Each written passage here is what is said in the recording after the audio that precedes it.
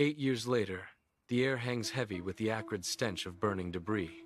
Fleming, a man etched with the lines of his late 40s, stares through binoculars, his face a mask of horror. From the heart of the fiery wreckage, a human figure, Simon, emerges, glowing with an unearthly light. He moves with eerie slowness, surrounded by an intense, swirling inferno. Simon's eyes burn with a terrifying blood-red intensity, fixed on an unseen horror. Around Simon, light intensifies, coiling into a brilliant, rapidly expanding whirlpool. The heavens ignite in a spectacular display, mirroring the chaotic energy swirling below. A colossal column of brilliant light erupts, piercing the sky for miles, an endless beacon. The sheer power of the light stretches into the heavens, a breathtaking and terrifying spectacle. From the colossal column, countless beings of light descend with breathtaking speed, streaking towards the terrified Earth. Their radiant forms illuminate the crumbling embassy ruins, casting long, dancing shadows. As the luminous entities near, a chilling fear grips the terrified crowds below. People collapse, disintegrating into piles of dust as the beings of light pass, an ominous judgment unfolding. The air fills with the silent horror of their dissolution, a terrifying testament to the unstoppable power. Amidst the chaotic throng, Fleming's desperate face, etched with profound anguish, strains to pierce through the panic. His eyes, wide with a desperate plea, fixate on Simon, a silent prayer escaping his lips in the tumultuous scene. With a hand trembling, Fleming raises a megaphone to his lips, his voice a fragile hope against the rising chaos. Through the amplified static, his voice cracks. "Simon! Simon, please stop all this destruction." His plea echoes, charged with raw emotion. "We are your friends. Please, Simon." Fleming's desperate plea hangs in the air, a lone, vulnerable voice against the backdrop of impending ruin. In the desolate embassy ruins, Simon's lips move, but the voice that emerges is deep, rough, and otherworldly. Simon declares, "I cannot stop. It's not me, but heaven. Humans have broken loose the gates between heaven and earth." His voice booms with terrifying finality. Judgment Day has begun. The crumbling embassy ruins loom, a stark monument to betrayal and despair. Fleming's voice, raw and desperate, tears through the silence, echoing the devastation. "But why us? We are your friends." His plea rings out, a testament to broken trust. "What can we do? What should we do?" he cries, his voice a desperate, echoing question. Each word shatters the silence, a desperate echo of his anguish. "Please, Simon, help us," he begs, his final plea hanging heavy in the ruins. From the ruins of the embassy, Simon's voice, alien yet tinged with a familiar ache, echoes with a final farewell. He turns, slowly walking away, a solitary figure against an impending cosmic shift. A colossal whirlpool of light, now a mile wide, follows his every step, consuming the vast sky above. His parting words, a heartbreaking whisper, "I wish I could. Please tell Sarah, Eric, and Lily that I love them." The sky transforms into an abyss of swirling light, Simon's figure diminishing into the heart of the cosmic maelstrom.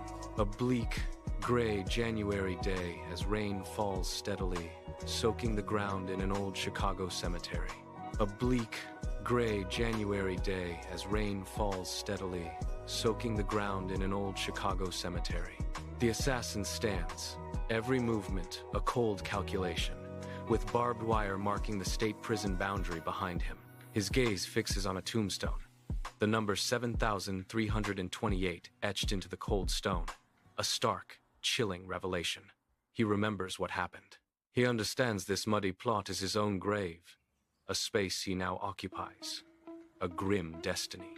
His eyes, sharp and methodical, meticulously search for a vulnerable target among the endless rows of vehicles.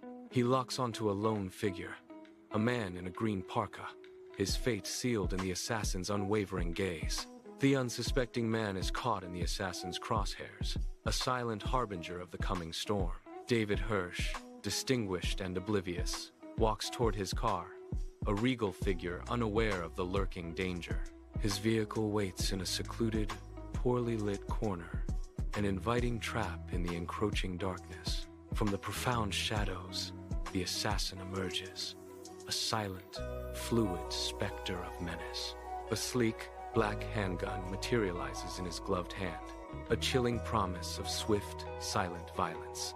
Under the harsh glare of parking lot lights, a menacing assassin looms, a dark silhouette against the night.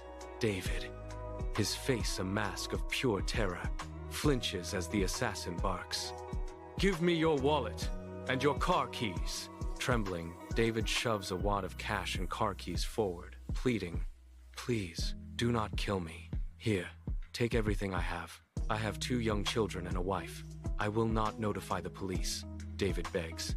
The assassin, a cold, unyielding presence, accepts the phone without a word, a chilling prelude to an inevitable act. With a fluid, practiced motion, the assassin raises a silenced pistol, its barrel glinting ominously in the dim light.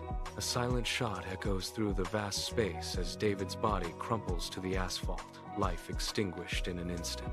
The assassin casts a fleeting glance at the lifeless form, a chilling indifference etched on their face. The transaction complete, the assassin turns and vanishes into the night, leaving only silence and a lingering chill.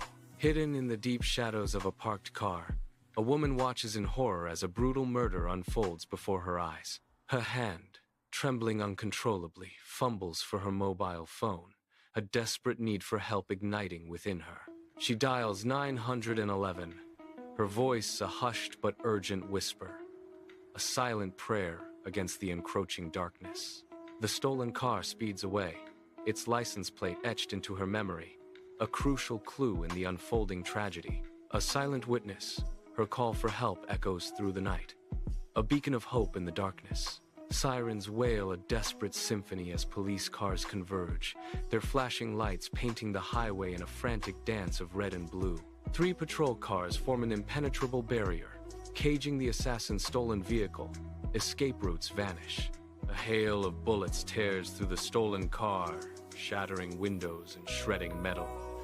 A violent crescendo of destruction. The assassin, caught in the relentless barrage, attempts a desperate maneuver, the vehicle groaning under the brutal assault. The assassin reels from a direct hit, his body convulsing as the stolen car swerves violently across the highway. Metal shrieks against metal as the car collides with multiple police vehicles, a devastating impact ripping through the air. Catapulted skyward, the vehicle tumbles end over end, a twisted ballet of destruction against the open road.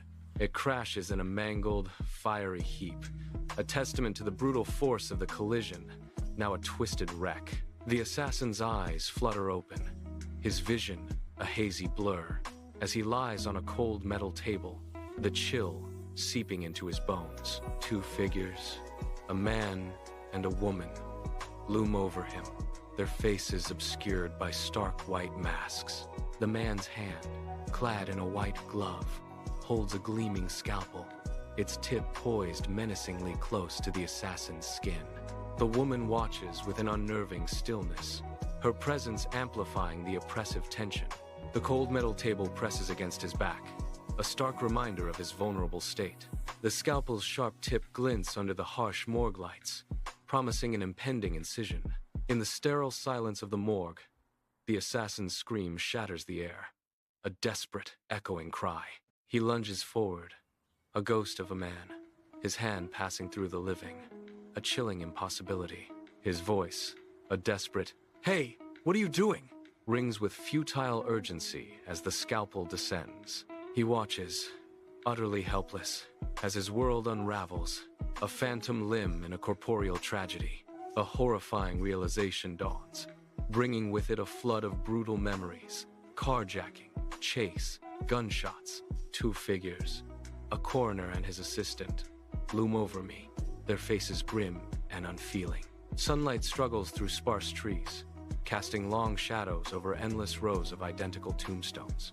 Each cold stone bears only a number, a stark testament to forgotten lives. I stand, before 7,328. A chilling marker of a life erased. My name nowhere in sight. A chilling fog embraces the cemetery, its cold, damp tendrils clinging to him as he stands amidst the silent tombstones. He struggles to push away the gruesome images, but they cling, a horrifying testament to his past. The stark gravity of his current situation, the finality of his actions, slowly begins to loom. My legs begin to sink into the cold, muddy ground, trapping me in my resting place.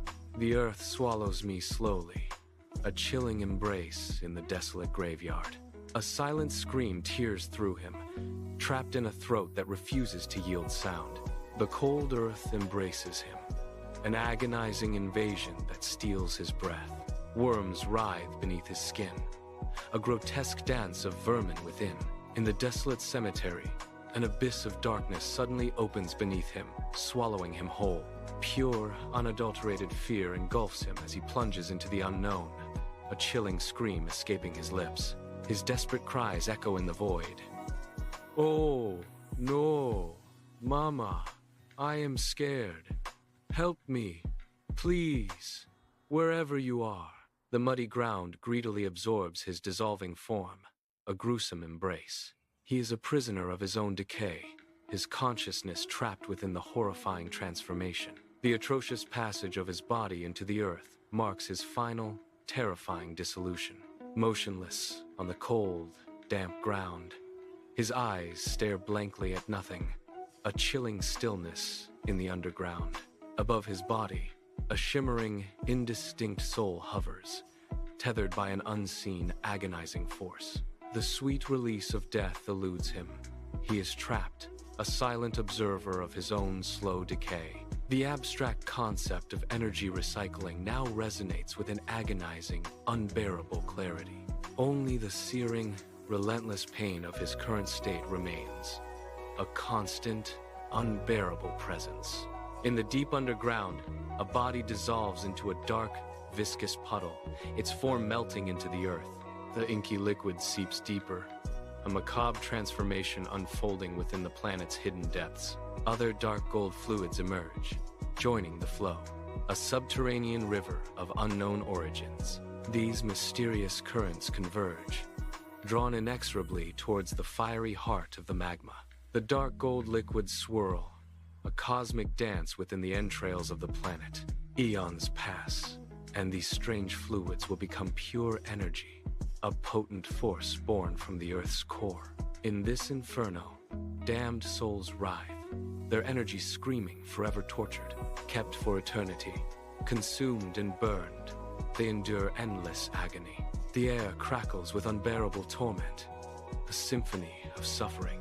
My awareness of this hell is absolute, a terrifying truth. Every fiber of my being registers the overwhelming despair of this place. In the spectral light of dawn, David Hirsch, now a translucent phantom, drifts through a cemetery where shadows stretch long. His ethereal form hovers before a weathered tombstone, his gaze fixed on the chilling inscription. The words, "Here lies David Hirsch," are carved into the stone, a stark and desolate truth. Lost in a haunting reverie, David is trapped in a memory, the past week's events echoing in his mind, a jarring sensation of being rushed, the world blurring into a chaotic whirl of movement. Disorientation reigns as the ground seems to tilt and sway, a dizzying loss of control. Floating above the operating table, a disembodied presence observes the frantic dance of life and death unfolding below. Surgeons move in a blur of urgency, their hands a desperate symphony against the stark white of the room. Nurses swiftly pass instruments, their faces etched with intense concentration, a silent pact in the face of crisis. A nurse gently wipes sweat from a surgeon's brow, a fleeting moment of humanity amidst the sterile chaos. The scene is a desperate, chaotic ballet, where every movement is a prayer, every action a battle for a precious life. In a hospital room, the air crackles with tension as machines beep frantically, a symphony of dread. The anesthetist's urgent voice slices through the chaos. "Hurry! We're losing him!"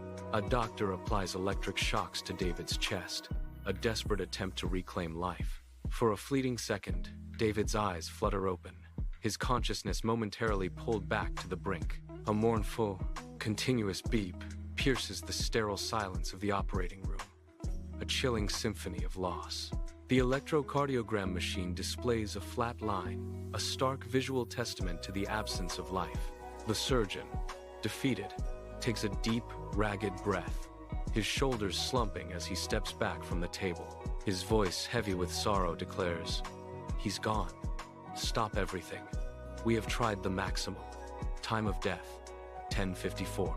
In the sterile hospital room, David's raw, anguished scream tears through the air, a sound of pure despair.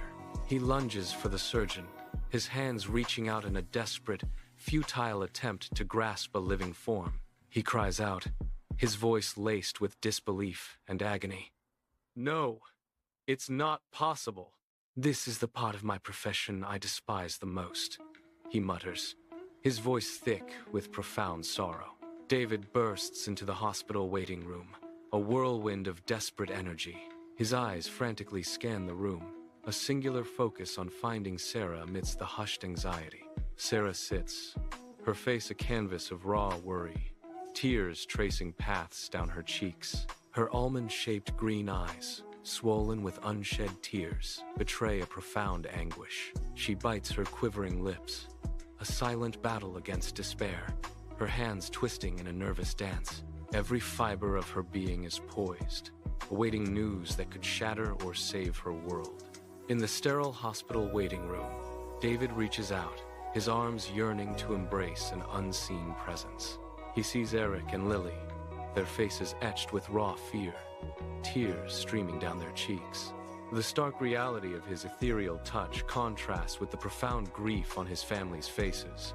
In the sterile hospital waiting room, Sarah's voice, feverish and trembling, pierces the silence. For a fleeting moment, her eyes seem to meet mine, a strange connection in the tense air. But her gaze passes through me, fixing instead on the surgeon standing just behind me. Her voice, filled with desperate urgency, echoes, "Doctor, how is my husband?" In the sterile hospital waiting room, the surgeon's face is etched with a grave expression, a harbinger of devastating news. He addresses Sarah, his voice heavy with sorrow. "Mrs. Hirsch, we have tried everything, but the heart was very damaged." And Sarah's eyes widen, her world shattering as the surgeon's words hang in the air. A cruel, final blow. A guttural cry escapes her lips. "No, no, no, David, no, it can't be, my husband." In the cold, sterile hospital waiting room, Eric and Lily's small bodies shake as they cling to Sarah, their tears streaming. "Lily? Daddy? I can see you." Deep sobs tear through him, each one a testament to an unbearable pain. In the sterile hospital waiting room, Sarah's parents enter, their eyes wide with disbelieving shock, their faces etched with dazed sorrow. They rush towards their children, who are openly weeping, their small bodies shaking with grief. A crushing embrace, as the parents pull their grieving children into a tight hug, their own sorrow mirroring the children's tears.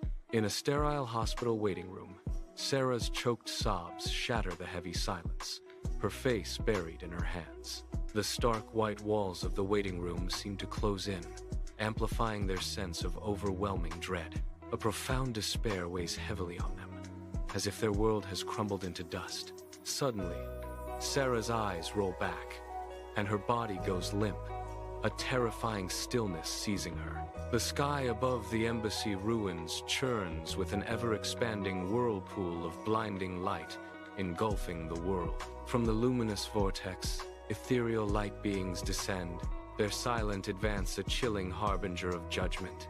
Fleming watches, his face a mask of utter despair, as the magnificent, terrifying spectacle unfolds before him. The ground trembles beneath him, the very fabric of reality seeming to fray as the world teeters on the precipice. His eyes, wide with horror, silently question if this devastating, luminous onslaught marks the final, crushing end. The air crackles with an electric, otherworldly tension. David suddenly finds himself floating, an invisible presence beside the operating table, completely detached from his body. His gaze drifts downward, settling upon his own lifeless form, a chilling spectacle in the sterile light. A profound sense of disbelief washes over him, a silent scream of utter shock and denial. He hovers, a ghost of himself, witnessing the impossible with dawning horror and confusion. The stark reality of his separation from his physical self creates an unbearable emotional chasm. In a frantic hospital corridor, David's translucent spirit glides unseen, a phantom amidst the living. Nurses rush past, their faces etched with urgency, as doctors huddle in hushed, grave tones. Families cling to each other, their faces a canvas of raw, palpable grief in the dim light. David watches, a silent observer in the maelstrom of sorrow, forever bound to this place. David, a spectral figure, watches Sarah, her face a canvas of raw grief and tear streaks, clutching her children. He extends a hand, a desperate gesture of comfort, but it passes through their forms, unseen and unfelt. Sarah and her children remain oblivious to his ethereal presence, lost in their own world of sorrow. The stark contrast between David's spectral form and his family's tangible grief hangs heavy in the air. In a vivid flashback, the young girl Lily's eyes, wide and unwavering, pierce through the darkness. Her gaze, intense and profound, seems to fixate on something beyond ordinary sight. The unseen observer's expression begins to shift, confusion clouding their features. Lily's unwavering stare holds a mysterious power, hinting at hidden depths. A dawning realization slowly spreads across the observer's face, a silent understanding taking hold. The flashback concludes, leaving behind the chilling impression of Lily's extraordinary vision. The hospital waiting room glows with a sterile, unsettling light, casting long, eerie shadows that dance on the walls. In the heart of the room, a chilling realization grips me, a silent terror that twists my soul. Bustling nurses, worried families move through me, oblivious to my presence, my spirit unseen and unheard. Under a somber gray sky, a cemetery stretches, its silent stones bearing witness to profound grief. Around an open grave, family and friends gather, their faces etched with the raw pain of loss. Sarah, visibly devastated, clutches her children tightly, her knuckles white with a desperate grip. Her eyes, filled with unshed tears, stare into the abyss, a silent scream of sorrow echoing in the air. The polished coffin, bearing David's name, is slowly lowered into the waiting earth, a somber descent. Sarah stands beside the grave, a silent sob escaping her lips, her grief a raw, palpable force. Her body vibrates with sorrow, a deep, silent cry echoing in the quiet cemetery. The dull thud of dirt hitting the coffin echoes, a stark and final punctuation mark on the moment. In a poignant flashback, young Lily stands beside her mother, a small figure brimming with unspoken understanding. Her eyes, wide and innocent, are drawn repeatedly to an empty space beside them, a silent acknowledgement. It is as if she perceives an unseen presence, a profound secret only she can witness. A quiet, knowing sadness flickers within her gaze, betraying a wisdom beyond her years. Her innocent eyes hold a profound, unnameable understanding of the invisible. As twilight paints the cemetery in somber hues, a subtle, eerie transformation begins. Ethereal, faint lights emerge from the earth near several graves, pulsing softly in the encroaching darkness. David, a lone figure, watches these strange occurrences, his face a canvas of bewilderment and unease. The soft, pulsing glow illuminates his bewildered expression, a silent question in the deepening night. In the moonlit cemetery, translucent forms begin to shimmer into existence, gathering among the ancient tombstones. Ethereal lights pulse softly, beckoning other spirits to this silent, spectral congregation. David stands amidst the rising spirits, a silent, solitary witness to the unfolding mystery. His eyes, wide with a mixture of awe and apprehension, track the ghostly figures as they coalesce. The air crackles with an unseen energy as the translucent forms drift closer, their purpose shrouded in an otherworldly silence. David's expression shifts, a profound uncertainty clouding his features as he watches the spectral assembly. 7 days after David's death, the cemetery is a canvas of shadows, gravestones barely visible under the shroud of night. A profound stillness hangs in the air, broken only by the whispers of the wind through forgotten monuments. Suddenly, from the heart of the cemetery, a searing, brilliant light explodes forth, banishing the darkness. Its intensity is breathtaking, a blinding white beacon tearing through the oppressive black of the night. The light pulses with an otherworldly power, casting long, dancing shadows from the ancient stones. It is a spectacle of raw, untamed energy, overwhelming the senses, piercing the very fabric of the night. In the spectral glow of a cemetery night, an ethereal light intensifies, pulsing with an otherworldly power. From the blinding brilliance, 3 luminous beings emerge, their forms tall and radiant, almost too bright to behold. They glide with an unearthly grace, their shapes indistinct, composed of pure, shimmering energy. A sense of profound awe hangs in the air as these radiant entities move with purpose. Their silent approach towards David's spirit is a ballet of light and mystery, a confrontation with the divine. David's eyes, wide and lost, reflect an ethereal montage of a lifetime of love and joy. Sarah's radiant, smiling face flickers, a beacon of happiness in the rapid-fire memories. The joyful chaos of his children playing, a vibrant, fleeting spark of pure delight, dances before him.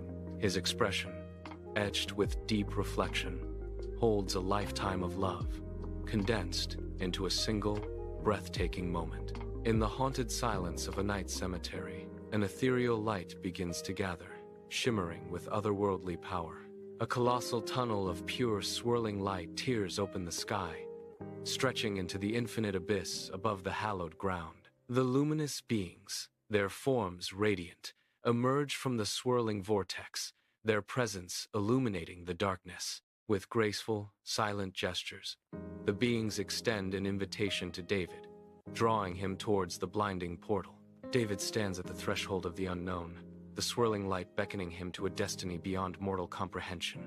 In the somber night of the cemetery, David's form begins to shimmer, translucent and ethereal. An irresistible, gentle tug lifts him from the earthly plane, a silent farewell to the world below. He ascends into a vast tunnel of breathtaking, ethereal light, leaving shadows behind. With every inch he rises, his spirit glows with an otherworldly luminescence, radiating pure light. His form becomes a beacon, a radiant soul embarking on an unknown, luminous journey. David glides through a tunnel, a mesmerizing kaleidoscope of swirling colors and shimmering light. An overwhelming sense of peace and warmth envelops him, a blissful embrace from the ethereal realm. He transcends into a new dimension, a realm of pure light and boundless energy, where serenity reigns. In this serene existence, David finds ultimate bliss, bathed in the radiant glow of pure light. In a stark delivery room, fluorescent lights glare, highlighting Sarah's sweat-streaked face as medical equipment hums around her. Her jaw clenched, every muscle strains with an agonizing push, a testament to raw, visceral effort. Doctors and nurses move with precise, calm efficiency, their focus intense amidst the high-stakes drama.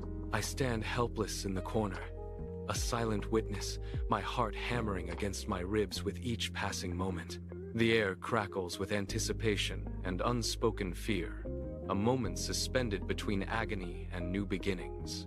The sterile delivery room hums with a chilling silence, the air thick with unspoken dread. A doctor, his face a mask of urgent concern, leans over, his hands moving with desperate speed. In a somber flashback, the doctor's face is etched with profound sorrow, his gaze heavy with unspoken grief. A slow, deliberate shake of his head conveys a devastating truth, shattering all hope. An oppressive silence descends, thick with the weight of an unbearable loss. His voice, barely a whisper, delivers the crushing pronouncement. No heartbeat. The finality of his words hangs in the air. Time of death.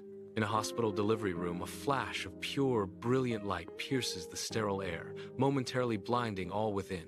The newborn, cradled in awe, begins to glow with an otherworldly warmth, its light pulsating with rhythmic intensity.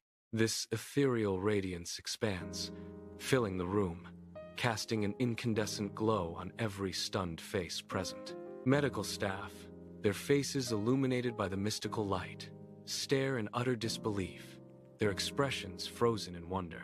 The soft, golden glow transforms the ordinary room into a chamber of pure magic, a testament to an impossible miracle. In a stark white delivery room, the air hangs heavy with anticipation.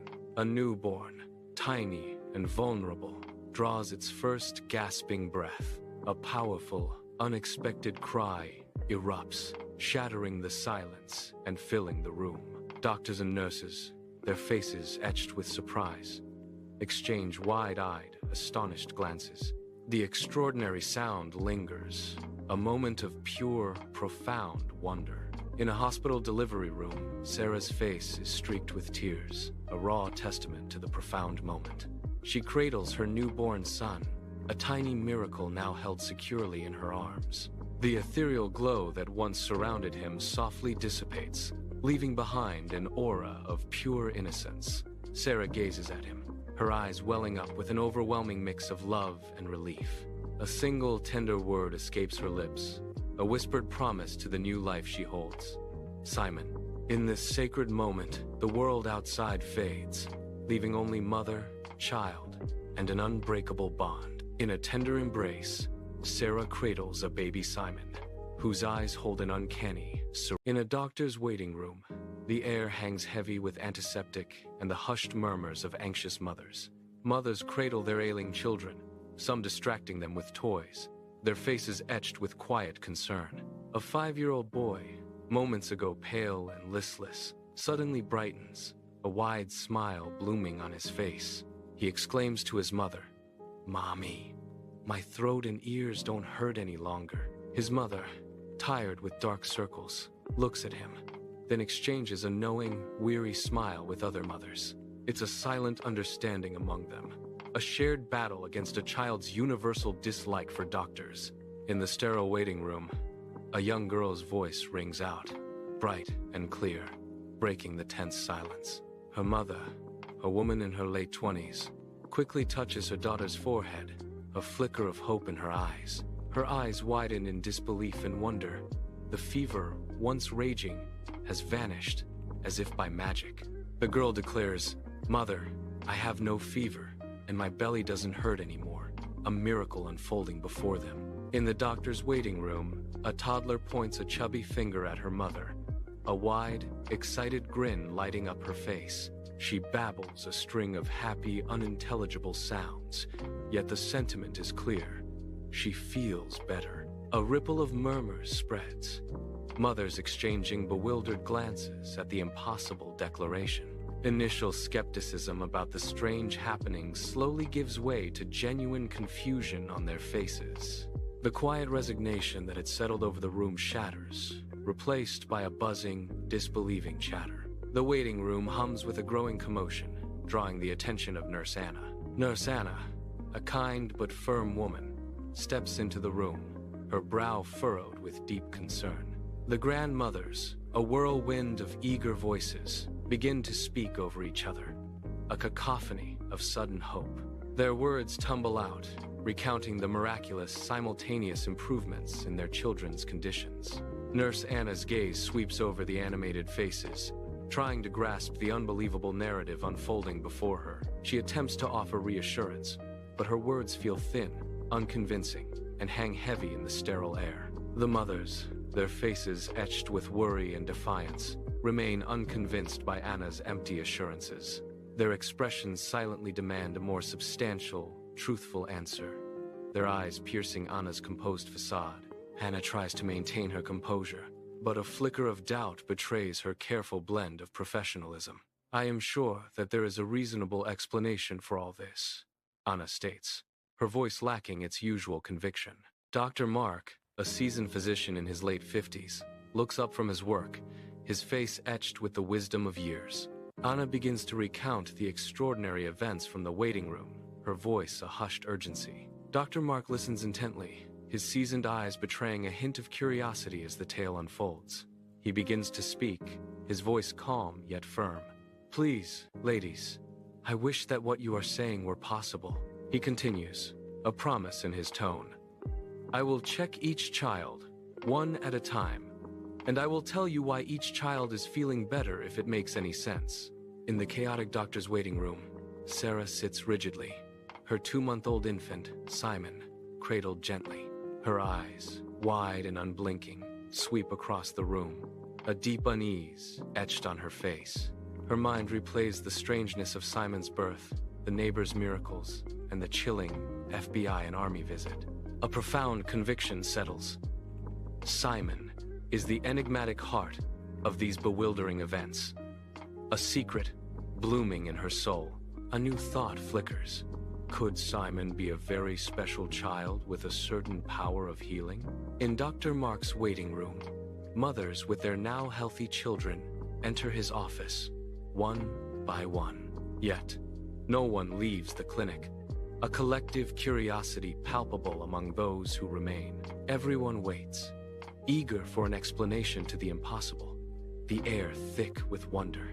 In the doctor's waiting room, an elderly woman grimaces, struggling to stand as her turn approaches, bracing for pain. As she slowly pushes herself upright, a wave of disbelief washes over her face, replacing the anticipated agony. Her eyes widen in shock, a miracle unfolding as she exclaims, "Oh my God, I have no pain in my knees." A profound relief washes over her as she declares, "This is a miracle. I've always had terrible chronic pain in my knees when I stand or walk."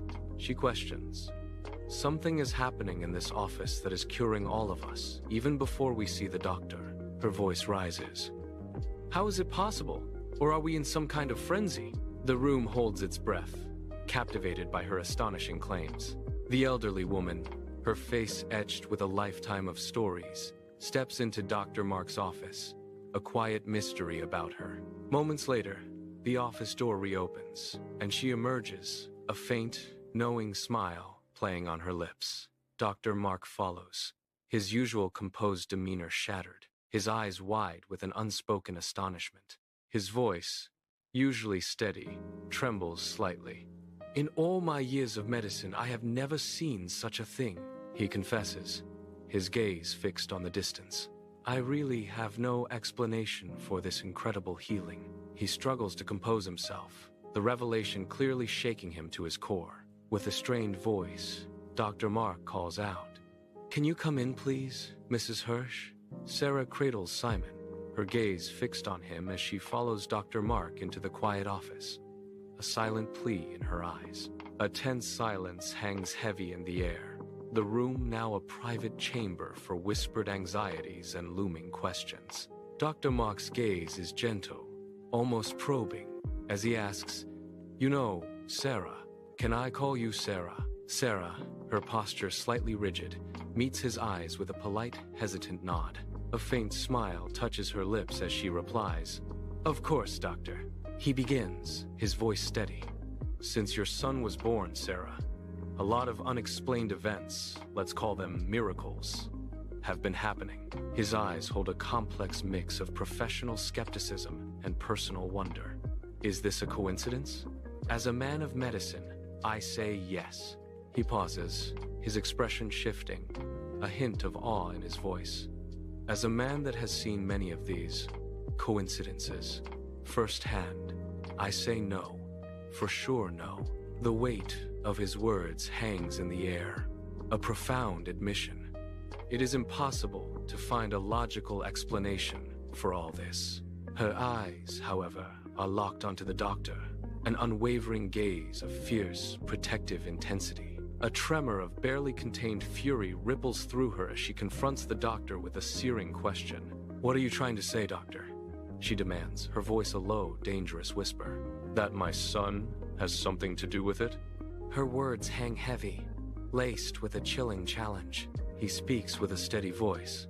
I am not saying that at all. His gaze intensifies. I am not in a position to pinpoint how, whom, or what is causing this. A deep conviction settles in his eyes. But I am sure of one thing at least, he recalls.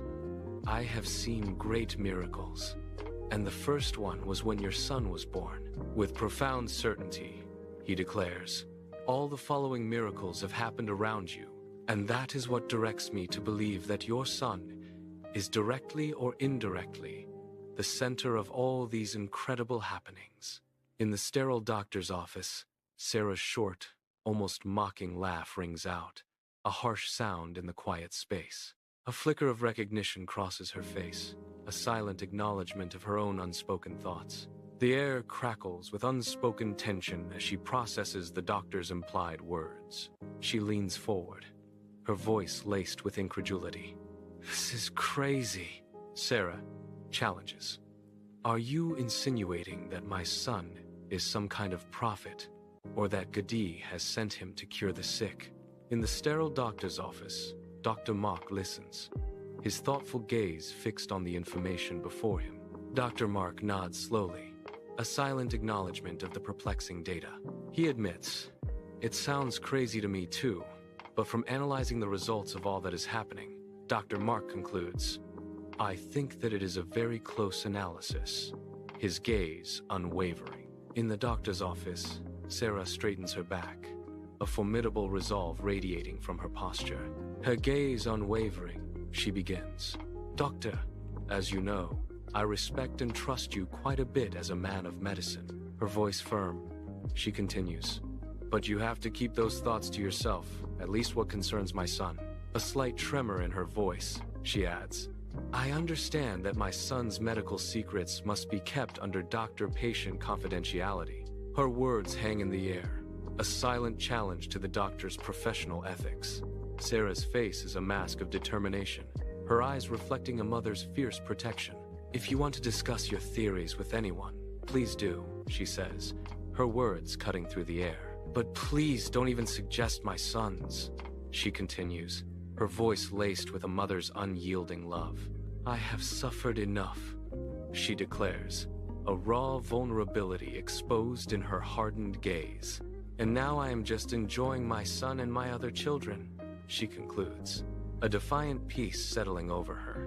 He assures, I am fully aware of my responsibility as your son's doctor to maintain medical confidentiality. His voice deepens. What I am trying to say is that if you allowed me to run some tests on your son, and in the doctor's office, Sarah, her voice polite but firm, cuts off the doctor with an unwavering gaze. Her resolve is clear as she states, I am sorry to sound impolite and cut you off, but I do not want to continue on the subject. My resolve is clear. I do not want to turn my son into some kind of weird, fair attraction or religious symbol of any type. Dr. Mark leans back, a thoughtful expression etched on his face, his gaze appealing to empathy. He pleads, I do understand, but imagine if your son really has a healing power. His voice intensifies. He could help a lot of unfortunate sick children who are born with almost nil chances to live more than days or months. Dr. Mark's gaze pierces. Can you understand that? In the sterile doctor's office, Sarah's brow furrows, a silent war raging within her as she gazes at Simon. Her voice quivers with fierce protectiveness. But why, Grand, my son? He is only 2 months old. She pleads for time. We should let him grow up first. And if he really has such powers, we will think about it then. In the doctor's office, Dr. Mark stands, a glimmer of hope illuminating his face, a silent promise of breakthrough. He ponders the special child and the gift of life to others, an unprecedented medical case unfolding in his mind. A silent plea forms in his heart, hoping Sarah will reconsider to do the right thing. In the warm glow of the Hirsch family living room, Sarah sits on a comfortable sofa, her gaze distant and lost in thought. The quiet tension fills the room as the mother's worried eyes meet Sarah's troubled expression. Sarah's mother, her voice soft with apprehension, asks, "What is wrong? You look worried." The mother's concern deepens as she probes. "What did the doctor say?" Sarah's father and Sarah's mother sit, their gazes fixed on Sarah, their concern palpable. Opposite them, David's father and David's mother mirror their anxious expressions, all eyes on Sarah. "So, at the doctor's office today, it was a lot. Dr. Mark, he said some things that are really worrying me."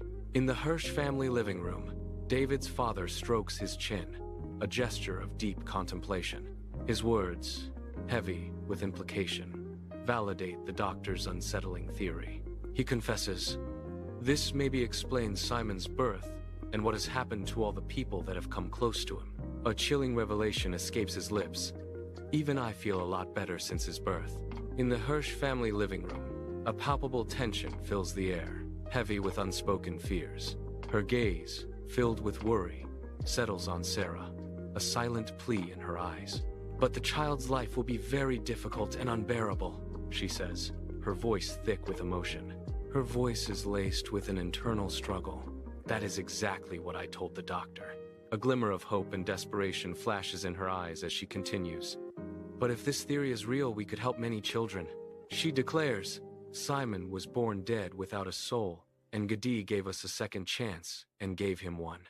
His eyes meet an unseen point, the weight of the future evident. "And in a way will affect our lives too." Sarah's father leans forward, his expression earnest, a beacon of hope in the tense living room. His voice, a low rumble, fills the room. "But we have to hear what the doctor has in mind." He proposes a bold plan.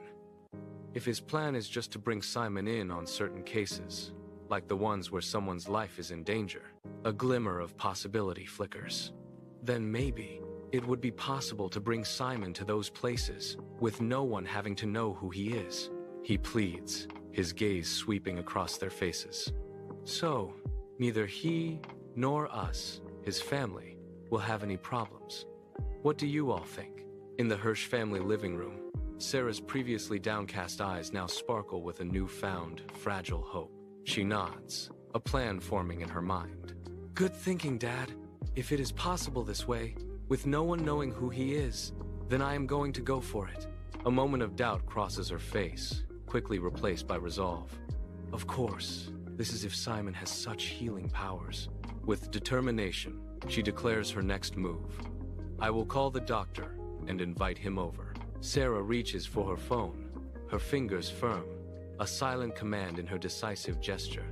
Her expression is a mask of determination, eyes gleaming with an unyielding resolve as she clutches her device. His secretary answers, her voice a hushed murmur, a subtle tension in her posture.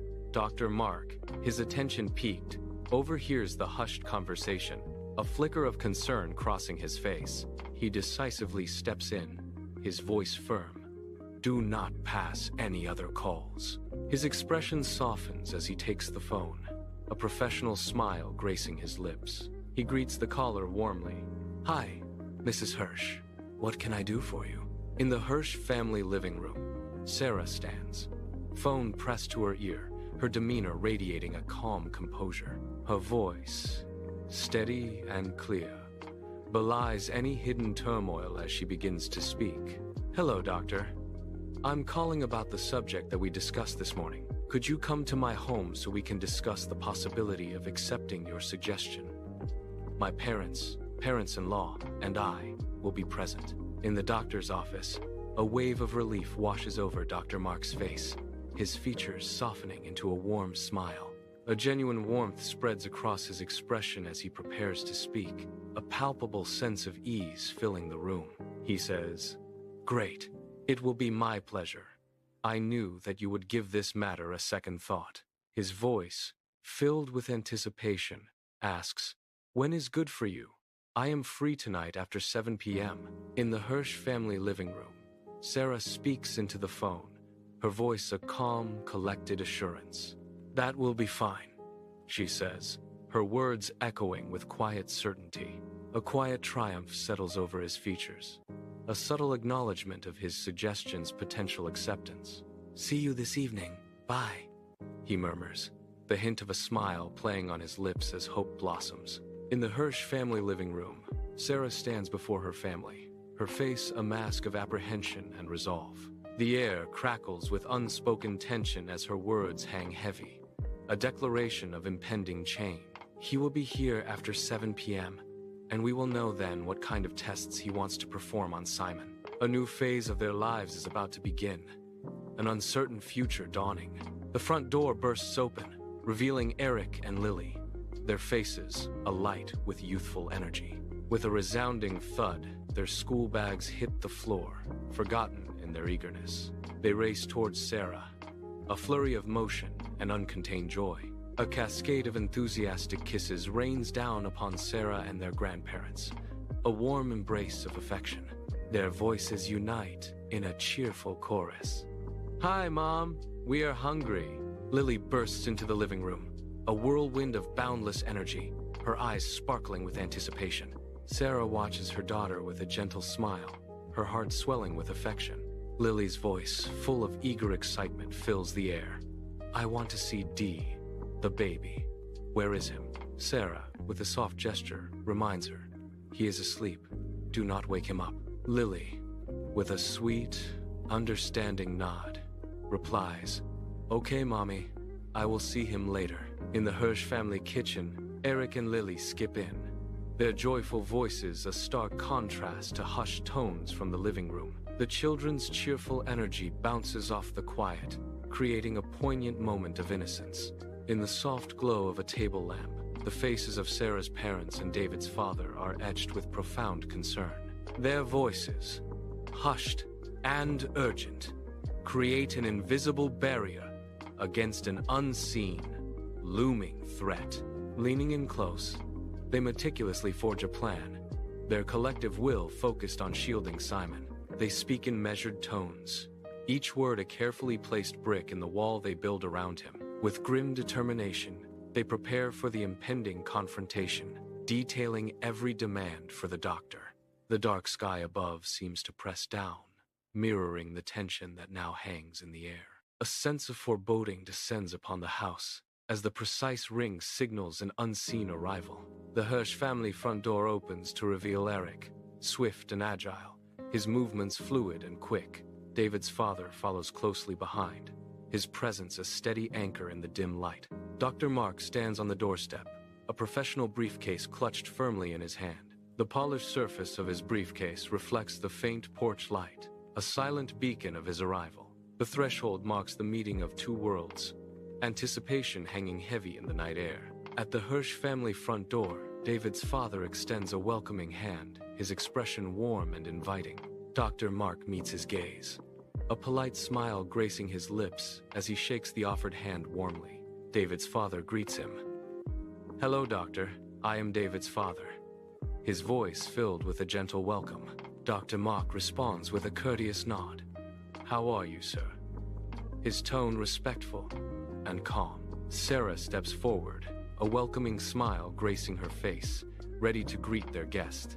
Her eyes sparkle with warmth as she extends an inviting hand, a gesture of genuine hospitality. The soft glow of the entryway casts a gentle light upon her, accentuating her friendly demeanor. She gestures towards the threshold, a silent invitation to step into their home. Her voice, clear and kind, echoes, "Hi, Doctor. Welcome to our home. Come in, please." In the Hirsch family hallway, footsteps softly echo on the polished wood, a quiet procession heading for the living room. Sarah turns to Eric and Lily, her expression serious yet softened by a kind gaze. The children, sensing the unspoken gravity, exchange a reluctant, knowing nod. Sarah's voice is a firm whisper. "Please go to your rooms, do your homework, and do not make noise that will wake Simon," she concludes, a plea hidden within the command. In the Hirsch family living room, an expectant silence hangs heavy, charged with unspoken anxieties. Sarah's parents and David's mother rise in a synchronized motion, their eyes fixed on the doorway. Dr. Mark enters, a calm presence in the room, his arrival a focal point for their collective hope and dread. Handshakes are exchanged, stiff and formal, a fragile shield against the raw emotions beneath. The air crackles with unspoken questions, the weight of their world resting on Dr. Mark's impending words. The adults settle around the coffee table, a hush falling over the Hirsch family living room. Dr. Mark turns to Sarah, a knowing glint in his eyes, a silent challenge in his gaze. "Well, I was half surprised by your call," Dr. Mark begins, his voice soft but firm. "I knew that you couldn't shut your eyes to other people's suffering," he continues, a subtle smile playing on his lips. He leans forward, an expectant look on his face. "Please, do tell me what you have in mind." Her posture is a silent declaration of readiness, a quiet storm brewing beneath her calm exterior. She begins, her voice clear and measured. "Well, we all discussed and gave serious thought to your idea of helping other children using Simon." A flicker of tension crosses her face as she delivers the next words. "We have some questions," she concludes, her eyes holding a challenge. In the Hirsch family living room, Sarah's brow is furrowed with deep worry, her anxiety palpable. Her voice, tight with apprehension, asks, "First, what kind of tests do you have to do to Simon?" Her gaze intensifies as she presses on. "Second, how do you intend to use his healing power, if he has any?" Her final question hangs heavy in the air. "Third, will he be in contact with contagious people?" In the Hirsch family living room, Sarah's eyes, sharp and unwavering, fixate on Dr. Mark, a silent challenge in her gaze. The air crackles with unspoken questions, each one a heavy weight pressing down on the room, thick with critical tension. Her voice cuts through the quiet. "Fourth, how will you hide his identity?" She continues, her tone demanding answers. "Fifth, for how long do you want to use him?" Sarah presses on. "Sixth, can all this affect his health in any way?" A finality in her voice, she concludes. That's about it, leaving the questions hanging in the charged silence. He meticulously jots down notes, his brow furrowed in concentration, reviewing questions with careful precision. His gaze lifts, steady and intense, revealing a mind deeply engrossed in thought. A serious expression settles on his face, conveying the weight of his contemplation. He then declares with unwavering resolve, "I understand exactly what you are asking and will answer in the order you asked." The air crackles with anticipation as Dr. Mark prepares to deliver his considered response. Dr. Mark, with a serious yet reassuring gaze, begins to unfold his intricate plan. His voice, calm and steady, promises, "First, the tests will be simple. I will put him in a room close to the rooms of children that are ill," he states, a weighty silence filling the air. "The ill children should not need close contact to Simon," he concludes, a chilling implication hanging in the quiet room. He calmly explains, "Already here at the hospital, various cases have been cured this way. Third, he will be in a single room by himself, so no contact with contagious people." In the Hirsch family living room, Dr. Mark maintains a steady gaze, his calm demeanor a stark contrast to the family's palpable tension. "Fifth, I do not know how long we will do this.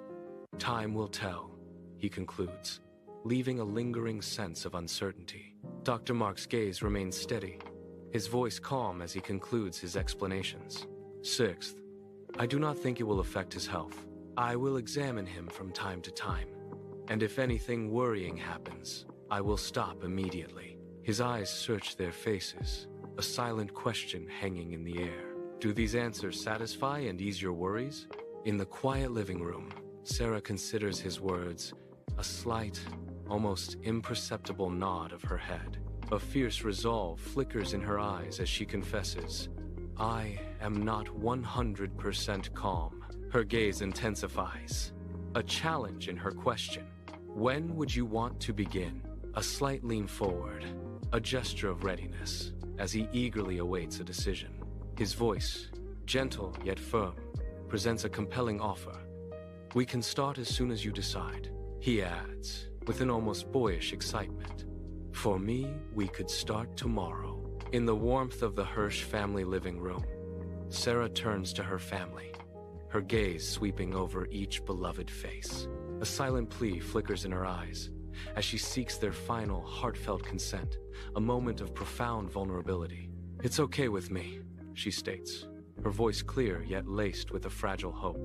A palpable sense of shared destiny settles over the room, solidifying their momentous and life-altering decision. The room, once fraught with uncertainty, now breathes with the promise of a future forged together. In the Hirsch family living room, Dr. Mark extends his hand, a gesture of profound respect and gratitude. His eyes, alight with genuine appreciation, meet each family member's gaze as he shakes their hands warmly. A silent acknowledgement of their cooperation passes between them, a shared understanding. With a final, thankful nod, Dr. Mark turns, a subtle shift in the room's atmosphere marking his departure. He exits the house, leaving behind a lingering sense of impact and a quiet, appreciative silence. In the dim bedroom, soft shadows dance on the walls, creating an eerie, unsettling atmosphere. Simon lies awake in his crib, his eyes wide and fixed on the ceiling, a silent, unblinking gaze. His small voice breaks the silence, a fragile whisper in the vast darkness. "Lily, it's me, Dad." Her gaze, sharp and unwavering, locks onto Simon's crib, a focal point of innocent vulnerability. A slow, unsettling grin begins to creep across Lily's face, a harbinger of mischief. Her eyes gleam with a strange light as she fixates on her baby brother, a silent predator observing its prey. She knew that he is her dad in Simon. A chilling air fills the room as Lily's gaze intensifies, her intentions veiled yet ominous. In Sarah's bedroom, Lily's light, playful giggles echo through the air, filled with innocent joy. Her voice, bright and clear, poses a curious question to her father. "You are so small, Daddy." A wide, innocent smile spreads across Lily's face as she continues. "But I know that it is you." Her eyes sparkle with wonder as she asks, "How is it that you came back so small? And you are also my baby brother." Lily bursts into another fit of laughter, finding the situation so funny, her joy infectious. A profound knowing seems to emanate from his gaze, a wisdom far beyond his tender years. The air crackles with an unspoken connection, a bond woven from mystery and an ancient pact. Simon's tiny hands twitch, as if reaching out to grasp the ethereal thread that links them. In the quiet room, a powerful, inexplicable intimacy hangs heavy, a testament to their unique connection. In the soft glow of Sarah's bedroom, an extraordinary bond unfolds between two siblings. The moment is imbued with a quiet tenderness, revealing the unique dynamic of their connection. A soft, warm glow from a nightlight paints long, dancing shadows across Sarah's bedroom, creating a dreamlike ambiance. Lily stands beside the crib, her gaze fixed on Simon's serene, sleeping face, a picture of innocence and tranquility. A profound sense of wonder washes over Lily's young eyes, reflecting the magic of this tender moment. Acceptance blooms in her expression, a silent promise of new beginnings and untold adventures. This calm portends a new, extraordinary chapter, a testament to the profound power of love and family. Sunlight streams into Sarah's living room, illuminating the quiet tension hanging in the air. Sarah watches Simon, her face etched with a quiet, persistent worry, her gaze fixed on him. Simon sits silently, engrossed in a book far beyond his years, oblivious to the unspoken anxieties around him. The bright Florida setting offers a stark, ironic contrast to the heavy, unspoken worries that fill the room. A palpable unease lingers in the comfortable space, a silent weight on Sarah's shoulders. Sarah lies awake in her bed, her gaze fixed on the ceiling, her mind a tempest of tumultuous thoughts. Unseen light sources cast dancing shadows on the walls, mirroring the chaos within her. A faint, almost imperceptible hum emanates from Simon's room, a subtle vibration intensifying her growing unease. She pulls the covers tighter around her, a palpable fear of her own child gripping her heart. The silence of the night is broken only by the hum, a chilling reminder of her dread. Morning light floods the Boca Raton kitchen, illuminating a family breakfast where youthful energy clashes with somber silence. Lily and Eric's animated chatter fills the air, their vibrant energy a stark contrast to the quiet tension. Sarah sits subdued, her usual brightness dimmed by an unseen weight, her gaze distant. Simon eats quietly, his unnervingly adult gaze occasionally flickering towards Sarah, a silent observer in the morning's delicate dance. Sunlight streams into a meticulously decorated Boca Raton living room, illuminating the quiet tension within. Sarah, patient yet visibly strained, sits opposite Simon, an 8-year-old boy, their gazes locked in a silent exchange. Simon answers complex questions with unnerving ease, his small voice carrying profound wisdom. His vocabulary and reasoning far exceed his age, a stark contrast to his youthful appearance. Sarah's expression shifts between a mother's pride and a deep, unsettling discomfort, a silent battle playing out on her face. She struggles to reconcile the child before her with the extraordinary intellect he displays, a profound mystery unfolding. In the dimly lit bedroom, Lily sits intently on the edge of Simon's bed, the only light casting long shadows.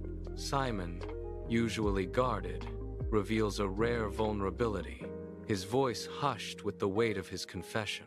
"I'm not who you think I am. My name is David," Simon confides, his gaze searching Lily's. Lily's eyes widen, reflecting a deep, unwavering understanding as she absorbs his startling revelation. "And there's something else, something not of this world," Simon finishes, the secret finally unveiled. In the quiet of Sarah's home, Simon approaches, a rare spark of childish joy flickering in his eyes. Sarah flinches, a familiar tension coiling deep within her at his presence. Simon's voice breaks the silence. "Sarah, let's all go to the movies." His plea hangs in the air, a desperate echo. "I am tired of being at home." In her Boca Raton home, Sarah's face is a canvas of frustration and love as she gently corrects Simon.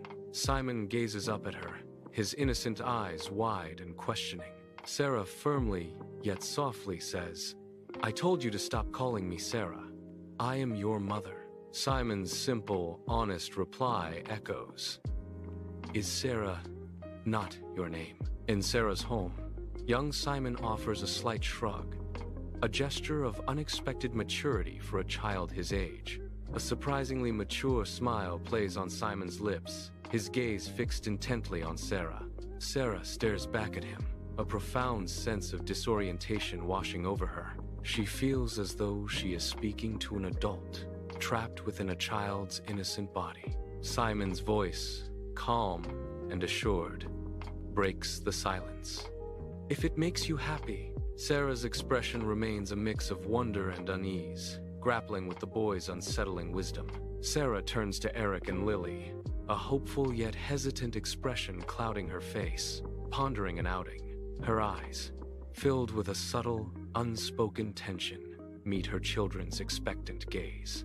Eric and Lily's eyes sparkle with anticipation, completely unaware of their mother's inner turmoil. Sarah, with a forced cheerfulness, asks, "Hey, kids, what do you think?" The children's enthusiastic agreement unknowingly deepens the quiet tension surrounding Sarah. Under the bright daylight, the family arrives at the cinema parking lot, a blend of excitement and apprehension in the air. Her eyes are wide, a quiet dread shadowing her features as she looks at the imposing cinema entrance. In stark contrast, the other children skip ahead, their anticipation a joyous, unburdened whirlwind. The differing emotions create a poignant tableau as they approach the looming doors of the cinema. The cinema lobby pulses with 100 conversations, the air thick with popcorn and anticipation. Sarah's knuckles are white as she grips Simon's hand, her eyes darting, searching the chaotic scene. Her wide eyes, filled with quiet urgency, scan each face for any uncontrolled happenings. Simon, his small hand firmly in hers, watches the swirling crowd with detached curiosity. The vibrant energy of the crowd contrasts with Sarah's tense, watchful demeanor. A silent, unsettling anticipation hangs in the bustling lobby as Sarah continues her vigilant search. In the dim movie theater, Sarah and Simon settle into plush seats, the silence thick with unspoken tension. Simon's fingers gently intertwine with Sarah's, a touch meant to soothe, yet carrying an unsettling familiarity. His touch is a ghost of David's presence, stirring a tempest within Sarah's heart. He raises her hand to his lips, a tender kiss that only deepens her internal turmoil. Sarah's gaze is distant, lost in a labyrinth of past affections and present anxieties. In the dim movie theater, Sarah's eyes fix on Simon, a storm of emotions brewing within her. A ghost of David flickers in Simon's face, a memory both cherished and painful. She tries to push the thought away, labeling it crazy and impossible, but it clings stubbornly. The lingering thought of David, a bittersweet echo, refuses to fade. A complex mix of longing and denial washes over Sarah, her gaze still on Simon. In the movie theater, vibrant cartoon colors dance on the screen, mirroring the children's wide, joyful eyes. Laughter and excited chatter ripple through the air, a stark contrast to my unwavering stillness. My gaze, intense and silently confessing, remains fixed solely on Sarah, making her deeply uncomfortable. She doesn't pull away, caught in the silent, charged current that flows between us. In the movie theater's dim light, Simon gently takes Sarah's hand, the flickering screen illuminating their faces. He raises her hand to his lips, a warm smile gracing his features before he kisses it again. A powerful, undeniable connection to David washes over Sarah, thrilling and terrifying her. Her eyes, wide with a mix of awe and fear, reflect the bright, fleeting images from the screen. In the dim movie theater, Simon's eyes, once captivated by the screen, now hold a distant, intense gaze. He gently releases Sarah's hand, a silent signal of a sudden, profound shift within him. With an unexpected resolve, Simon's small figure rises from his seat. He moves with a purposeful stride, his eyes fixed on an unseen destination at the front of the theater. He walks towards the front row, an air of mystery surrounding his determined, unwavering advance. Theater has people, not empty. In the dim movie theater, Simon navigates the rows, his gaze locked onto a man in front. A little girl sits on the man's lap, her small body trembling with silent sobs. Tears carve wet paths down her cheeks, a stark contrast in the flickering light. The man, startled by Simon's approach, looks up sharply, his eyes widening in surprise. Simon's approach is deliberate, his presence a sudden intrusion in the quiet sorrow. The air crackles with unspoken tension as their gazes meet in the hushed cinema. The movie theater is bathed in the flickering glow of the screen, illuminating the rapt faces of the audience. Among the crowd, 8-year-old Simon's face is a terrifying mask of pure anger and disgust, a shocking sight. His small features are contorted in a silent scream, conveying a depth of fury beyond his years. With unexpected strength, Simon fiercely pulls a scared little girl from a man's grasp, her eyes wide with fear. The powerful moment hangs in the air, a silent act of defiance against unseen darkness. In the dimly lit movie theater, a silent tension hangs heavy in the air. A man's gaze, unwavering and intense, pierces through the gloom, fixed entirely on Simon. Simon, caught in the man's unsettling stare, feels the weight of an unreadable, silent confrontation. The man remains motionless, a statue of silent observation, his eyes holding an unspoken message. No intervention, no gesture, just the chilling lock of eyes, creating an electric, unsettling connection. The theater's dim light amplifies the unspoken drama, each second stretching into an eternity of silent challenge.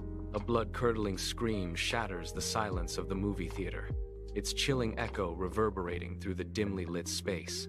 The air crackles with an unnatural energy as a terrifying fire erupts around the man's body. Flames engulf him in an instant, painting the screen with a horrifying, fiery glow.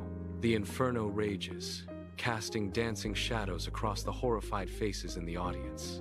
The theater lights flicker on, plunging the room into a stark, terrifying reality. Panicked faces are illuminated, eyes wide with primal fear, reflecting the unfolding horror. People scramble over seats, a desperate tide of humanity, tripping and pushing in a chaotic surge. A frantic struggle to reach the exits begins. A desperate, clawing fight for survival. From the back of the theater, a thick, acrid smoke begins to curl ominously, a choking shroud. The air grows heavy, filling with the suffocating smoke, a tangible presence of dread. In the dim movie theater, flickering light from the screen casts an eerie glow on Simon's face as he pulls the little girl by the hand. His grip is firm, guiding her towards Sarah, an unsettling urgency in his stride. Sarah stands frozen, her eyes wide with unseeing shock, a silent scream trapped within her. The horror unfolding before her is too immense to comprehend, her mind a blank canvas of terror. She is a statue of despair, caught in the cruel spotlight of an unspeakable nightmare. In the movie theater, a panicked crowd surges, a tide of terror sweeping through the once calm space. Simon, a beacon of desperate resolve, grips a little girl's hand, battling the human current towards the exit. Eric and Lily are caught in the chaotic exodus, their faces etched with fear as they're pulled along. Sarah, still stunned, is a ghost among the living, her eyes wide with shock as the crowd engulfs her. The group struggles, a fragile unit against the overwhelming force of the panicked escape, each second a fight for survival. The cinema's main entrance gapes wide, a dark maw against the daylight, hinting at unseen drama within. A distant wail of sirens pierces the air, growing louder, closer, signaling impending chaos. Emergency lights flash violently as fire trucks and police cars converge, their urgency painting the scene in stark relief. The once quiet cinema entrance is now a maelstrom of flashing lights and wailing sirens, a spectacle of unfolding crisis. In a sun-drenched cinema parking lot, Sarah faces Simon, her voice trembling with an urgent, unspoken plea. Her eyes, wide and searching, bore into his, desperate for a truth only he can reveal. "What was all this about?" she demands, the words sharp with confusion and pain. Her gaze hardens. Who is this little girl? What happened over there? The questions hang heavy in the air, a desperate echo in the vast, silent space. The scorching sun bakes the cinema parking lot, creating shimmering heat waves that distort the air. Simon's face, usually radiant with youthful innocence, is now etched with a chilling severity, his gaze fixed and unblinking. He stands rigid, a silent sentinel under the oppressive sun, his expression a mask of grim determination. His voice, low and intense, reveals a dark secret. That man is not her father, but her stepfather, and he has been hurting her in a very bad manner, if you know what I mean. Amidst the chaos of the cinema parking lot, a police officer and a fireman emerge, their presence a beacon of calm. The police officer's professional demeanor cuts through the disarray, his gaze steady as he approaches Sarah and the children. Sarah, her face etched with concern, holds the children close as the officer's voice rings out with a simple, reassuring question. "Are you all okay?" the police officer asks, his words a lifeline in the unsettling aftermath. She struggles to maintain composure, the recent terror etched onto her features, a stark contrast to her calm demeanor. The air vibrates with the growing urgency of approaching sirens, amplifying the tension of the scene. Sarah speaks, her voice a mix of relief and lingering shock. "Yes, thank you. Just a scare." She gestures, clarifying the situation. "This little girl is not mine.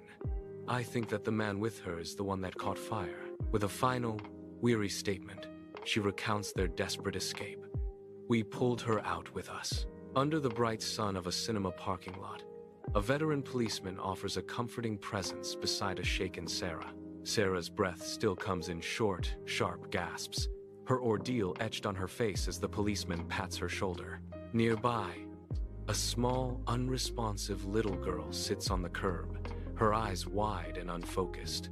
The policeman's gentle attempts to engage the child are met with an eerie silence, her gaze distant and lost. To Sarah, the policeman says with profound gratitude, That was very courageous of you. You probably saved her life. In the cinema parking lot, an officer turns to Sarah, a chilling question on his lips. A surge of icy panic washes over Sarah as the full implication of police involvement dawns upon her. The officer's voice, firm yet polite, cuts through the air. Can you please come with us so we can take your statement? Sarah's eyes widen, her breath catching in her throat as the world seems to tilt on its axis. In the cinema parking lot, Sarah's face is pale with suppressed anxiety, her gaze darting between the officer and her children. Her children huddle together in the back seat, their small forms a silent plea for protection. Sarah's hands clench and unclench, a desperate attempt to buy time and conceal her rising panic. She pleads with the officer. Please, my children are in shock, and I would like to take them home. Can we do it tomorrow? In a cinema parking lot, the officer stands before me, his expression polite yet unyielding. His gaze is firm, a silent insistence hanging in the air. I am sorry, but we need to do it now that the memory is still fresh, the officer states, his voice calm.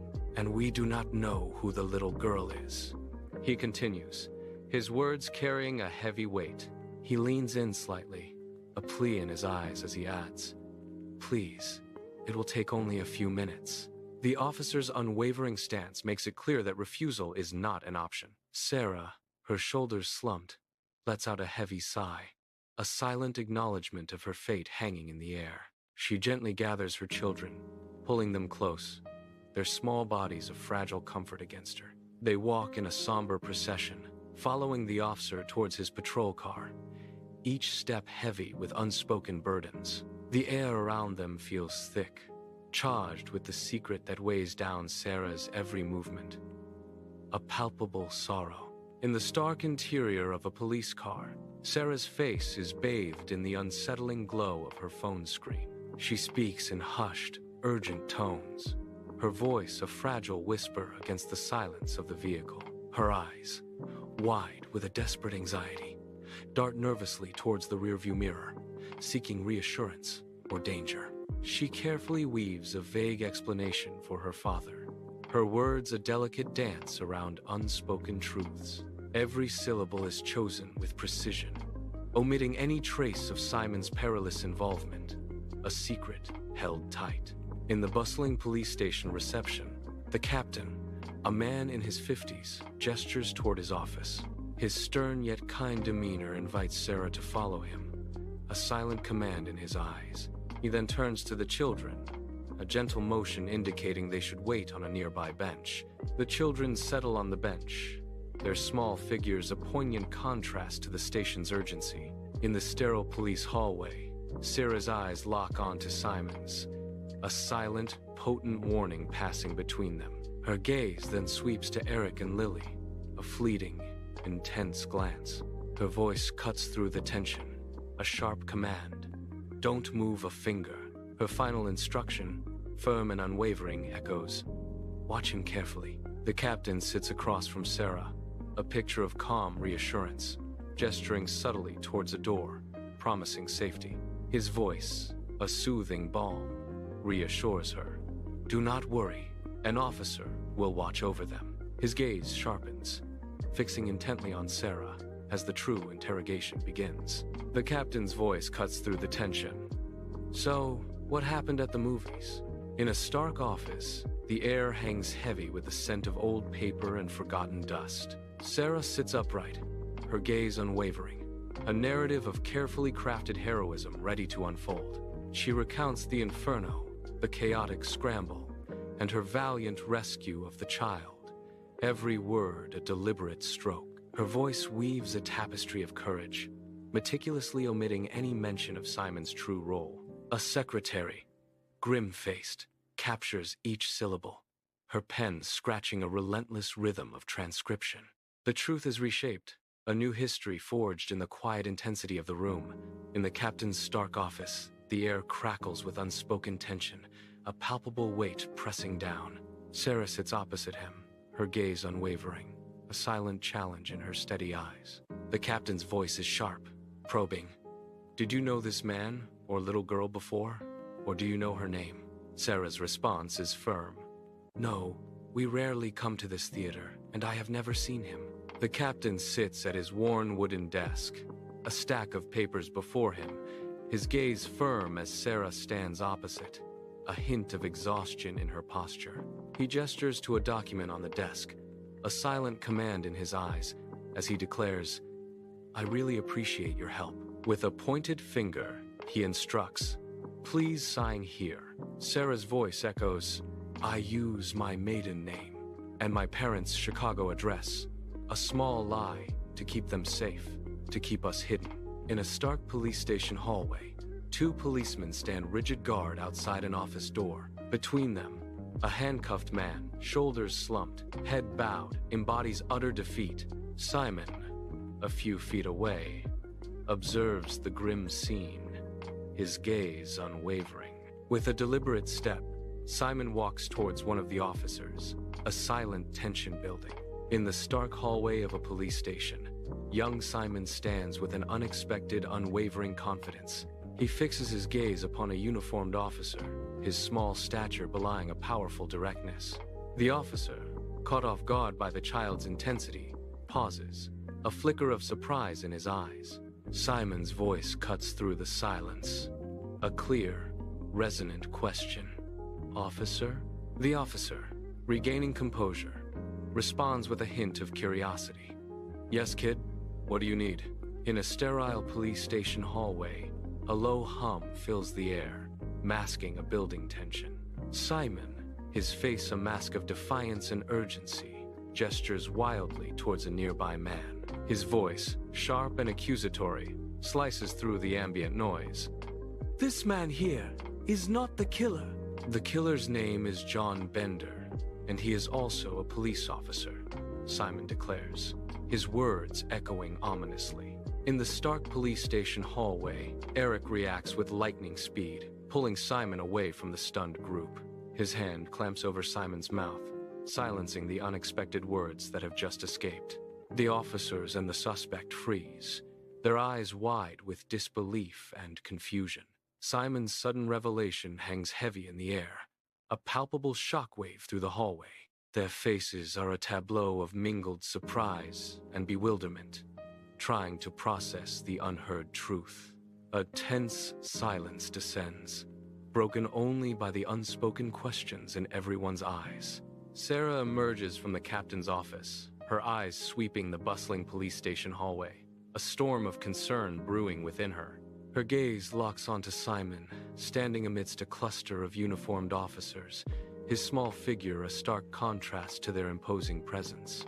A wave of maternal concern washes over Sarah, her steps quickening as she moves with purpose towards him.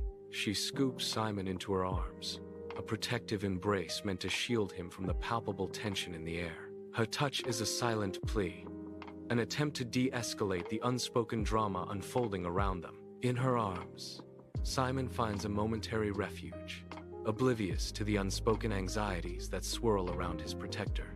The sterile hallway of the police station hums with a low, bureaucratic energy, a stark contrast to the human drama unfolding. Sarah's face, a mask of exhaustion and forced composure, reveals the deep toll of recent events. She addresses two uniformed officers, her hands subtly gesturing towards a distant room. In the distance, the faint, vulnerable outline of a child is visible, a silent testament to the accident. Sarah offers a quiet, pained explanation. Sorry, my son is a little confused from the accident. In a sterile police hallway, the stern captain, crisp in uniform, gestures with silent command. An officer nods, then motions for Sarah and her children to follow, their faces etched with relief. The family hurries, their steps quickening, eager to escape the oppressive silence of the station.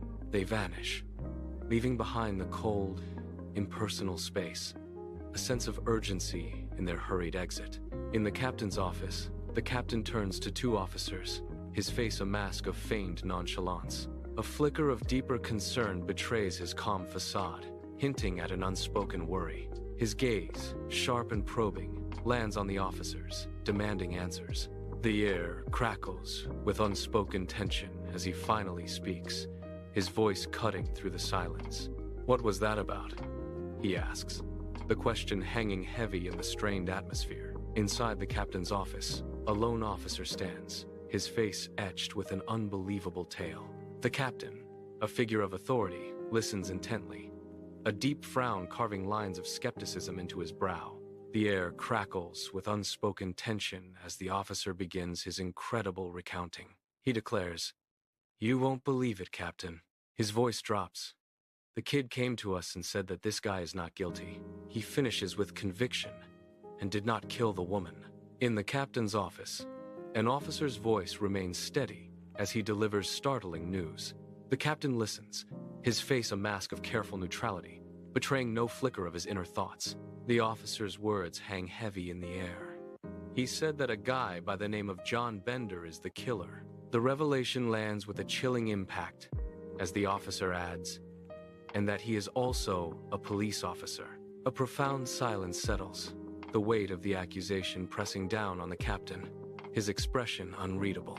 In his office, the captain dismissively waves a hand, a faint frown creasing his brow as he leans back in his worn leather chair. He attempts to brush off Simon's statement as nothing more than a childish fantasy.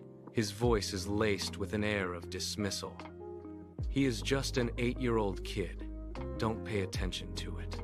His words hang in the air, a clear sign of his disdain for the situation. Inside the captain's office, the air is thick with unspoken tension.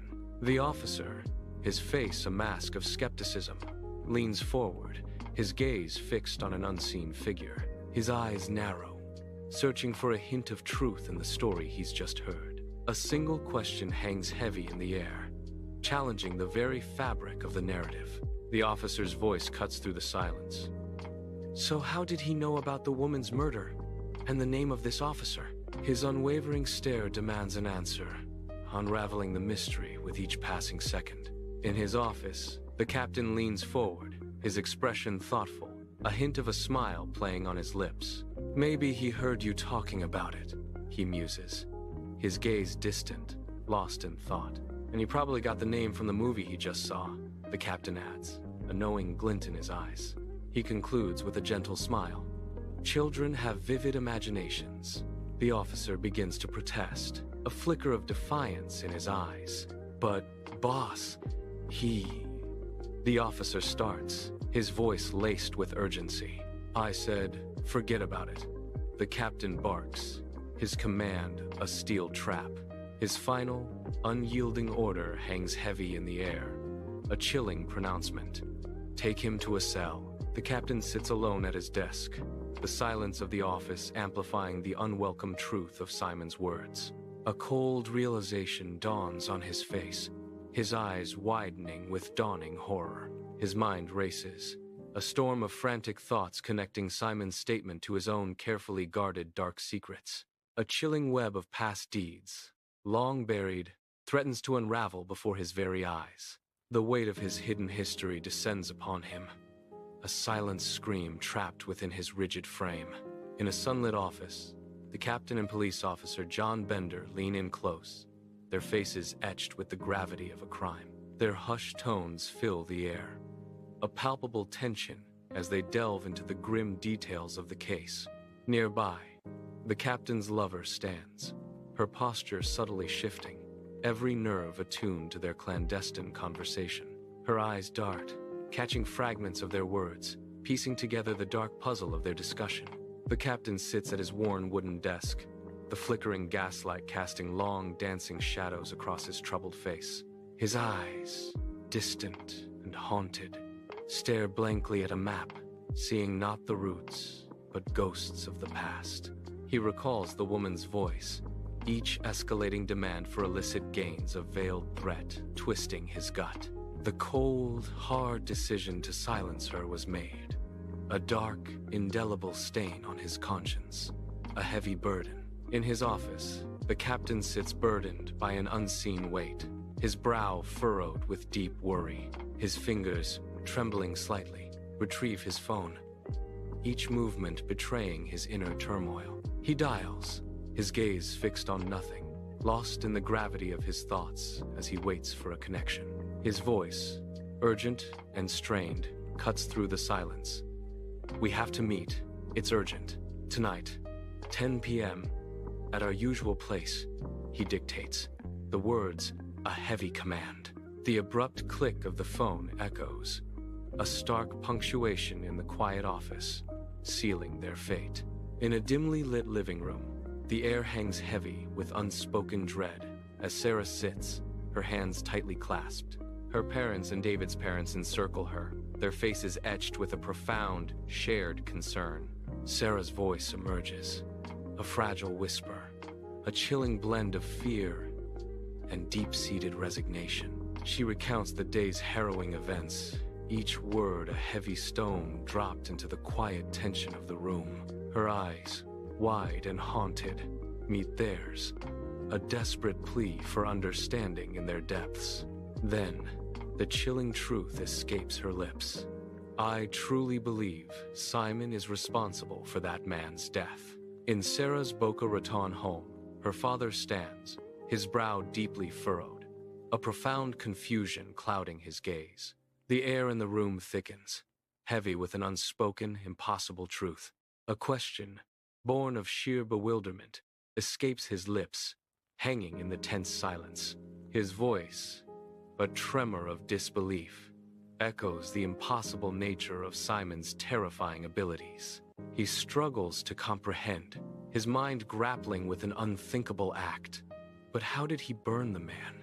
The weight of the question settles, a chilling testament to the inexplicable horror they face. In Sarah's Boca Raton home, Simon, a quiet observer, shifts in his seat, preparing to speak. His voice, clear and resonant, slices through the hushed room, demanding attention. His face is a mask of serene calm, yet his eyes hold a profound, ancient wisdom. A profound silence falls as he utters his plea. "Can you all listen to me?" The weight of his words hangs in the air, a silent command for all to heed. In Sarah's Boca Raton home, the soft glow of a table lamp casts long, dancing shadows across the living room. Simon sits, his face a mask of inscrutable calm, as he begins to speak. His voice, chillingly steady, declares, "I did not do anything to that man." A sinister truth emerges. When I am in presence of evil people, they just die. Inside Sarah's home, the night air hangs heavy, thick with an unspoken dread. Simon speaks, his voice eerily flat, utterly devoid of any childish malice. His words, chilling in their implication, settle like a cold shroud over the room. He declares, "I didn't do anything." Then, with stark finality, he got what he deserved. In Sarah's home, the soft glow of a table lamp casts an eerie light on the family's faces, frozen in stunned silence. Their eyes, wide with disbelief and unease, are fixed on young Simon, whose words hang heavy in the air. This is the first time he has ever spoken of his powers, a revelation that chills them to the bone. The maturity in his voice, usually so childlike, now carries an unsettling weight. His direct, unwavering gaze holds an intensity that deeply disturbs them, hinting at a power beyond their comprehension. In the dim light of a bedside lamp, shadows dance around Sarah's room, hinting at unspoken anxieties. Sarah's face is etched with worry, her eyes wide with a palpable fear as she turns to Simon. A chilling question hangs in the air, her voice barely a whisper. "Simon, what were you talking to the police officers about?" The soft glow illuminates her desperate gaze, searching for answers in his silence. Her fear intensifies, the weight of the unspoken words pressing down on her. In Sarah's home, the soft glow of a table lamp casts a warm light on Simon's calm, unwavering face. His voice is steady as he reveals a shocking truth. That man they'd arrested was not guilty of the murder. A chilling accusation hangs in the air. A guy named John Bender, who also is a police officer. Simon's gaze intensifies, delivering the final, damning blow. Is the one who killed the woman. In Sarah's Boca Raton home, a chilling silence hangs heavy as the family exchanges horrified, knowing glances, their fears unspoken. Simon's voice, a steady counterpoint to the room's tension, begins to unravel the grim details of a murder. Each word he speaks paints a stark image, an unseen terror slowly unfurling in the quiet air. Then, a chilling revelation. A police officer's involvement. A fresh wave of palpable fear rippling through them. Their eyes widen. A collective gasp of dread as the full weight of the truth descends upon them. In Sarah's Boca Raton home, David's father, his face etched with concern, turns to Simon. The worry in his eyes is palpable, a silent plea for understanding. He sighs, the weight of his words heavy in the night air. His gaze fixes on Simon, a mixture of love and fear in his eyes. But, my boy, your mother told you not to talk to people. That will bring us troubles, he warns, his voice filled with a desperate urgency. In Sarah's dimly lit Boca Raton home, her father paces, a restless shadow in the night. His eyes dart around the room, searching for an unseen answer. A glimmer of hope in the shadows. A desperate hope clings to his features, a fragile light in the encroaching darkness. His voice, strained with urgency, whispers, I hope that they did not pay attention to an 8-year-old child. In the quiet room, Sarah's hands tremble, her voice a fragile whisper as she delivers a shocking revelation. But he gave the name of an officer and revealed that he knew that the man had been arrested for murder. The unspoken truth hangs heavy in the air, a palpable burden settling upon them. The full weight of Simon's actions crashes down, a crushing, silent confession. In his dimly lit office, the captain sits alone, the only light emanating from a single stark lamp. The heavy air in the room presses down, thick with a palpable sense of impending doom. He holds a phone to his ear, his voice a low, urgent murmur, barely breaking the silence. Each word is carefully chosen, a hushed arrangement for a crucial meeting with Bender. His face, etched with concern, is illuminated by the harsh lamplight, revealing a man burdened by secrets. The shadows dance around him, mirroring the unseen dangers that loom over his next encounter. In Sarah's Boca Raton home, the family sits in stunned silence, the air thick with unspoken dread. The weight of Simon's recent revelations presses down on them, a palpable burden in the quiet room. They exchange uneasy glances, the hum, a constant chilling backdrop to their turmoil. In Sarah's Boca Raton home, Lily moves with quiet purpose, her eyes fixed on Simon. Her gaze holds a silent understanding, a profound awareness of his intricate predicament. A shared knowledge passes between them, a connection forged in the crucible of family fear. Their eyes lock, a silent pact solidifying amidst the unspoken anxieties of the night. Lily's presence offers a subtle anchor, a quiet strength in the swirling uncertainty. In this moment, a deep, unspoken bond forms, a testament to their enduring family ties. In the soft glow of a bedside lamp, Sarah's face is a canvas of fear and profound love, her gaze fixed on Simon. A chilling realization dawns, twisting her features with an unsettling mix of emotions. The line between her sleeping son and her deceased husband blurs in her troubled mind. Deeply confused and disturbed, Sarah grapples with the haunting presence of the past. Sarah, her husband, and their children sit in a strained, heavy silence, each face etched with worry and fear. Their expressions betray a reluctant, grim acceptance of their exposed secret and the dire future ahead.